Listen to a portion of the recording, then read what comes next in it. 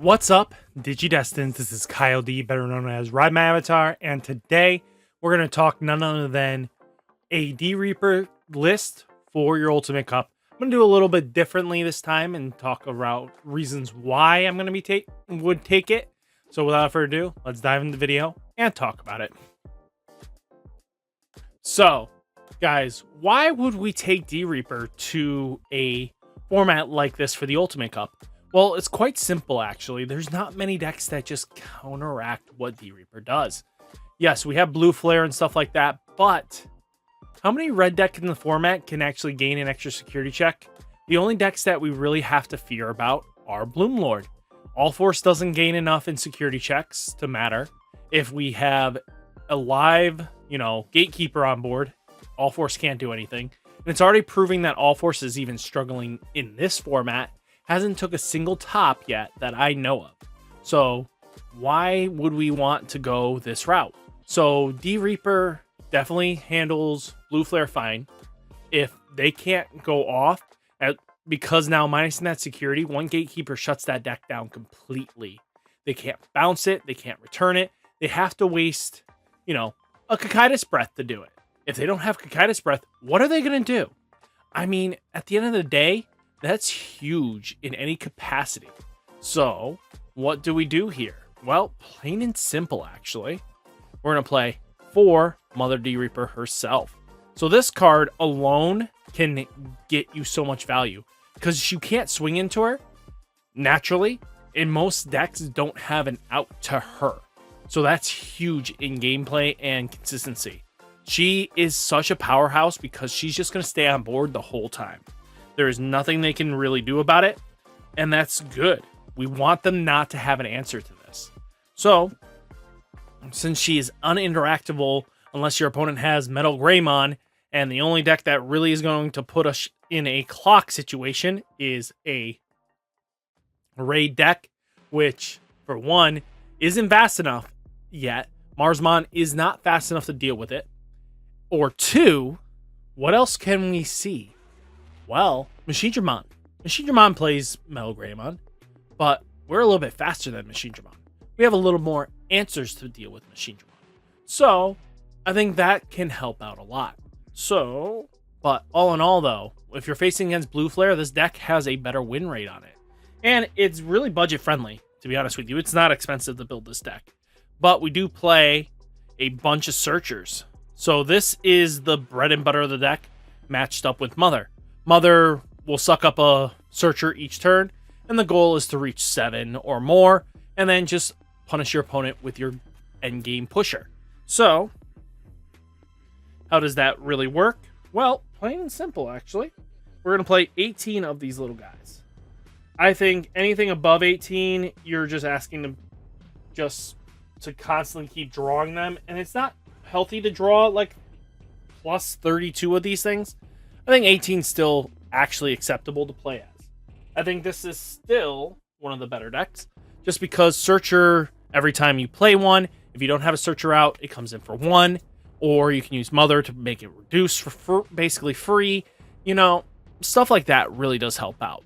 And, that draw for on play keeps you in consistency, and that's always good. You want to be able to have that. So 18 Searchers, I think, is still fine. You can definitely move it up, but I feel like certain other key pieces are quite needed.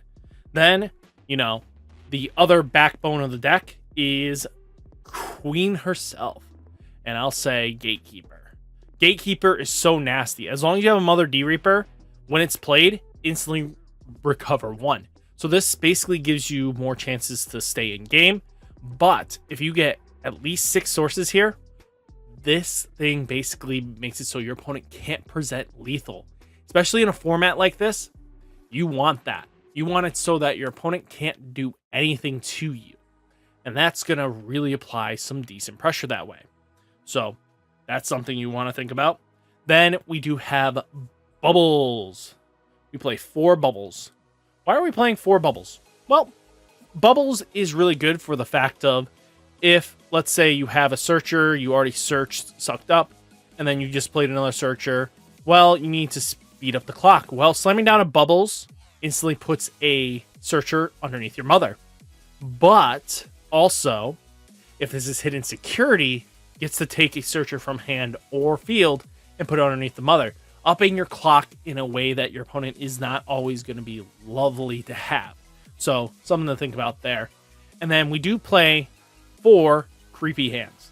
Most people will probably play this at less, but I feel like having the blocker up, and it's just a really good 6,000 beat stick that gets stronger over time, really can help out, and it keeps the pressure on.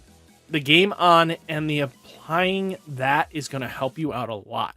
I think having, blocker is really good, especially if you run into the matchups where mother becomes threatened. At least a blocker to a turn can keep you in the game. The only time this really sucks is Metal Mamamon. With the Machine Dramon matchup, can possibly pop that, but you have to rely on your opponent having more than what is expected to have for the Metal Mamamon. So it's still a chance that they might not be able to delete your blocker, which is what you want. You want it to make sure that they can't get through. And sometimes biting your turn with a blocker can really do some damage, especially in this format. Especially since the only way you can get rid of it in this format is by its play cost. And most of the decks in the format can't do anything about that. Or you can stun it, but is Blue Flare really going to be able to stop this deck if a Gatekeeper's on board? Probably not. And then we do have 3 Pendulum Feet. Pendulum Feet is basically our searcher, another searcher in the deck. Basically checks the top 3, grabs you 1 searcher, and then 1 of your any other D-Reapers. You can grab 2 searchers, you can grab a Gatekeeper searcher, Jerry searcher, stuff like that. Any combination, you can +2 off this really easily, and I think that's what we want to do. And I think that's really going to help out. Then we have 3 Jerrys. Jerry is really good because you're going to be able to suspend her and speed up your clock. And any searcher you find in there, at least 1 searcher, can go underneath your mother. And then, boom, you're ticking up your clock faster. Your opponent has to answer it faster. Most of the times they'll waste resources to swing into Jerry. And that's another reason why we have the blocker up, so that we can keep Jerry on board an extra turn. So that they have to waste turn resources to get rid of this. And then we do play 3 Reaper itself. So Reaper is really good because it gets around any Psychmons, any shenanigans like that. Psychmon is really a problem in this deck. Well, decks like that. And the reason for that is because it slows down our progression. We're paying full cost. Well, we're not going to pay full cost now. This one is as long as you have 7 sources. 7 searcher sources, by the way. X Antibody doesn't count for this. You can burst it all out from underneath Mother. And then, boom, Reaper comes in. You start swinging for game. You get a bunch of checks. Any searchers that are in trash add up to your total count. You can get at least 5 attacks by himself. And he gets bigger every swing because the inheritables get bigger. So minusing DP effects don't always answer him. So that's really good there. And then we do play 2 Lady Heads. Lady Head, Psychmon answer. You want to prevent them from doing their shenanigans. So if Psychmon's on board, well, a Pleiades Head can answer it by deleting it. So, and as the game goes on, the more searchers you get underneath, Lady Heads gets bigger. Lady Heads can delete bigger and bigger things. You only need 9 searchers underneath this to be able to delete any 12k in the game. So that's something to think about there as well. And then we do have 2 Horn Striker. Well, why are we playing 2 Horn Striker? Well, it's another win con possibility. And what do I mean by this? Well, if you have at least 7 sources, you can play him for free. And that's now a rush target. Right before you can, if you have something to worry about, you go Horn Striker, swing in, boom, trashes 1 security. Then you can go right into Reaper, and then boom, boom, boom, boom, boom, boom, boom.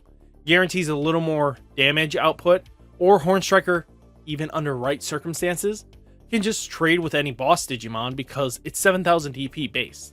So, only a couple searchers needed, and then boom, you can just go ram into your Digimon. As long as they're rested, boom, you can deal with anything. And then you do have 1 Optimizer. Optimizer, straightforward. If you have 5 sources, boom, you get to play a free body when he's played. That is at least a less play cost than him. So you can't play Gatekeeper and you can't play Reaper, but everything else is free game. And as the game goes on, he'll be able to keep playing something. The longer he's on board, the more stuff you get to play for free. And that means more free value. Means a free Searcher, or a free Jerry, or a free Pleiades head, or a free Horn Striker. All that does add up pretty quickly. So I figure one optimizer is not bad. And especially it keeps you in the game, especially since he's not that expensive. It's a 10 cost. Or you get a free blocker out of the deal. Anything like that really does help out. And then let's get into the options. I actually play 2 different options in this game deck. X Antibodies, kind of ideal. At 2, I feel. This card is such a dead card after the first one. Anything past that, you don't want it. So I feel like going at a 2 of is just fine enough. I mean, hey, you see it, you don't, you don't. You really don't care enough when it comes down to these matchups because you can deal with a lot of threats just by the deck's board state alone. But, I mean, hey, X Antibody is going to help you out a lot. But then we do play X Programming. So, why are we playing X Programming? It's a white delete card. And worst case scenario, if your opponent is at a certain win spot, what can happen here is if you know that wiping their board will save you the game and you don't mind just trading off that board state, boom, you give up your board, they lose their board. And it's not a bad hard play, but in security, it's basically a Gaia Force. Because everything in this game, let's be honest, isn't playing X Antibody right now. They nerfed a lot of X Antibody decks in this format for this reason. So X Programming is such a spicy card that your opponent will not be able to deal with this. So its main effect is delete one Digimon without X Antibody's trait is his normal Gaia Force. But if there are 3 or more Digimon in play, delete all Digimon without X Antibodies as his traits. So instead, so this can lead to being a board wipe. You know, one mother, one of their Digimon, that's fine. Early on, especially if you time it right. Let's say they have a threatening boss on board. Well, I mean, hey, you swing in, you clear your board a little bit, and then boom, you swing in, you know, stuff like that. Then you go, you know what, here's a white Gaia Force. Answer and deal with this. Because as long as Mother is by herself, you don't care what else is there. So, I mean, a white Gaia Force is not bad in this game. So, I think this is really awesome. And I think people are sleeping on this card, especially since it's a great removal threat. Especially if it's in security. It's a Gaia Force. Why wouldn't we want to be able to just go like, bye-bye threat?